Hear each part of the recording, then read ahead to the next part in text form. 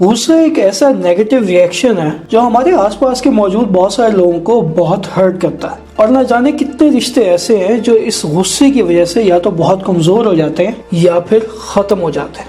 आज हम ऐसे 10 टिप्स डिस्कस करेंगे जो हमें अपने गुस्से पर काबू पाने में मदद कर सकती हैं। So let's get to it.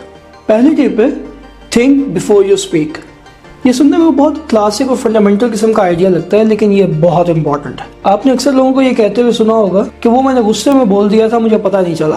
कुछ लोगों के लिए ये एक्सक्यूज होता है, लेकिन बहुत सारे केसेस में ये सच्चाई होती है। गुस्से में अक्सर लोग इतने इमोशनल हो जाते हैं कि वो अपने जज्बात पे और अपने अल्फाज पे काबू नहीं रख पाते। वो बहुत सारी ऐसी बातें कह जाते हैं जो शायद वो कहना नहीं चाहते थे। इसलिए जब भी गुस्से की हालत में हो, ये जरूरी है कि एक पल को ठहरें और हर चीज जो आपके मुंह से निकले वो बहुत सोच समझ के निकले, ताकि ऐसा ना हो कि गलती किसी और की थी और पछतावा आपके हिस्से में आ जाए।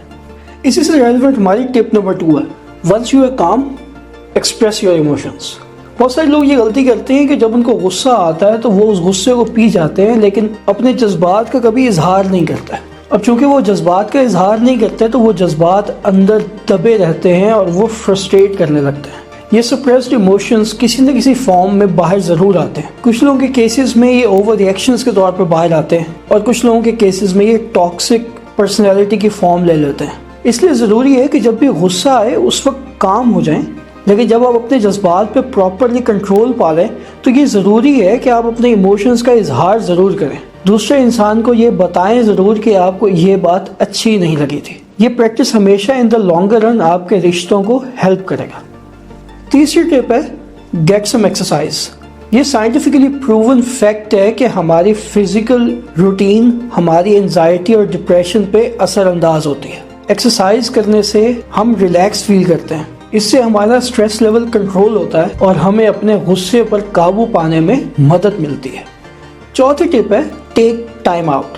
कभी कभी कुछ सिचुएशंस या कुछ रिलेशनशिप्स ऐसे होते हैं जो हमारे कंट्रोल से बाहर हो जाते हैं। उस मोमेंट में हम कुछ भी प्रोडक्टिव नहीं कर पा रहे होते जिससे उस रिश्ते को हम बचा सकें या उस सिचुएशन को बेहतर कर सकें। इसलिए ज़रूरी है कि कभी कुछ ब्रेक ले ली जाए, उस सिचुएशन को थोड़ा टाइम दिया जाए और फिर उस सिचुएशन को रिविजिट किया जाए, ताकि हीट ऑफ द मूवमेंट में कोई इस तरह की बात ना हो जाए, कोई इस तरह का कदम ना ले लिया जाए जो बाद में हर किसी के लिए पछतावे का बायस बन जाए। पांचवी टिप है आइडेंटिफाई पॉसिबल सॉल्यूशंस। जब भी कुछ ऐसा होता है जिससे आपको गुस्सा आ रहा है तो उस वक्त कोशिश करें कि उस प्रॉब्लम पे फोकस करने के बजाय उसके सोल्यूशन पे फोकस करें। ये ना सोचें कि उस वक्त आपको बुरा क्या लग रहा है, इस पे फोकस करें कि जो बुरा लग रहा है उसको रिजॉल्व कैसे किया जा सकता है या उससे बचा कैसे जा सकता है। जब हम सोल्यूशन सोचने लगते हैं तो हम ऑप्टिमिस्टिक अप्रोच से चीजों को देखने लगते हैं। ये पॉजिटिव इमोशंस हमें कंट्रोल देते हैं अपने जज्बात पे और हमारी मदद करते हैं उस सिचुएशन को इफेक्टिवली डील करने में। छठी इंपॉर्टेंट टिप है स्टिक विद आई। बहुत सारे लोग जब गुस्से का इजहार करते हैं तो वो ये बताने लगते हैं कि दूसरे इंसान के बारे में क्या गलत है, उसने क्या गलत किया है, वो क्या गलत करता है या उसकी कौन सी हरकत या आदत बहुत बुरी है। हालांकि ये बेहतर तरीका नहीं है। बेहतर तरीका ये है कि आप मैं से बात शुरू करें। अगर आपको किसी इंसान को बताना है कि उसकी कोई चीज़ बुरी है तो उसको यूं बताया जा सकता है कि मुझे तुम्हारी ये बात बुरी लगी थी क्योंकि तुमने ये किया। अपने इमोशंस को इन्वॉल्व करने से आपने दूसरे इंसान के लिए उस सिचुएशन को ज़्यादा ह्यूमनाइज कर दिया। अब वो इंसान आपके ओपिनियन को अपने ऊपर इल्ज़ाम समझने की बजाय ये समझने की कोशिश करेगा कि आपको भी बुरा लगा है। सातवीं टिप है नेवर होल्ड अ ग्रज। वो लोग जो दूसरों को माफ़ करने में बहुत ज़्यादा टाइम लेते हैं वो असल में खुद को गुस्से की आग में जलाते रहते हैं। इसलिए ज़रूरी है कि जब भी आप किसी सिचुएशन से निकल जाएं उसको रिजॉल्व कर लें और अब जब उसमें से कुछ प्रोडक्टिव नहीं निकल सकता तो उससे मूव ऑन करें।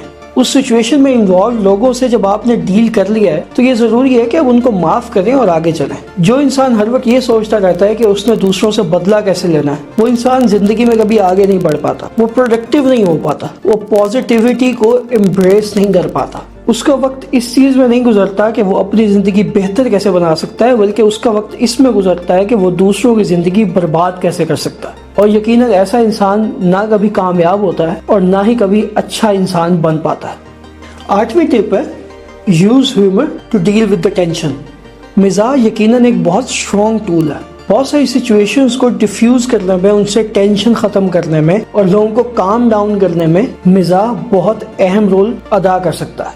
लेकिन ऐसी सिचुएशंस में मजाक करते हुए ये चीज याद रखना बहुत जरूरी है कि आपने मजाक करना है, किसी का मजाक उड़ाना नहीं है। अगर आप सार्केस्टिक होकर कोई ओपिनियन या कमेंट पास करेंगे तो उससे सिचुएशन डिफ्यूज होने के बजाय मजीद खराब हो सकती है। इसलिए सिचुएशंस की टेंशन रिमूव करने के लिए मिजाज का सहारा तो लिया जा सकता है, लेकिन बहुत सेंसिबली और केयरफुली। नवी टिप है, यूज रिलैक्सेशन टेक्निक्स।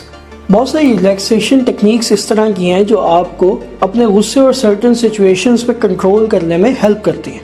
इसमें सबसे सिंपलेस्ट और one of the most effective technique है डीप ब्रीथिंग।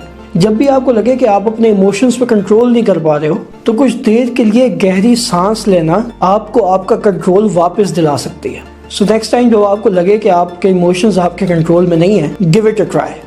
आज की 10वीं और आखिरी टिप है, know when you need help. Anger management एक बहुत सीरियस इशू है और कुछ केसेस में ये साइकोलॉजिकल इशू भी हो सकता है। इसलिए अगर आप बहुत सारी चीजें ट्राई कर चुके हैं लेकिन स्टिल आप अपने एंगर पे प्रॉपरली कंट्रोल नहीं कर पाते, तो ये जरूरी है कि आप किसी प्रोफेशनल की हेल्प लें ताकि वो प्रोफेशनल आपको सपोर्ट कर सके उस जर्नी में जो आपको आपके एंगर मैनेजमेंट इशू से दूर ले जाए। ये यकीनन एक बहुत ही स्ट्रॉन्ग और बोल्ड किस्म का स्टेप है, लेकिन अगर आप प्रोफेशनल हेल्प सीख कर लेते हो तो आप अपने बहुत सारे प्यारों के दिल टूटने से बचा लोगे और अपने बहुत सारे रिश्ते मरने से बचा लोगे। उम्मीद है कि ये 10 टिप्स आपको जिंदगी में मदद करेंगी, और अगर आपके ज़हन में कुछ और टिप्स हैं जो आपको लगता है कि एंगर मैनेजमेंट में बहुत ज़्यादा इफेक्टिव हो सकती हैं तो हमें कमेंट सेक्शन में ज़रूर बताइएगा।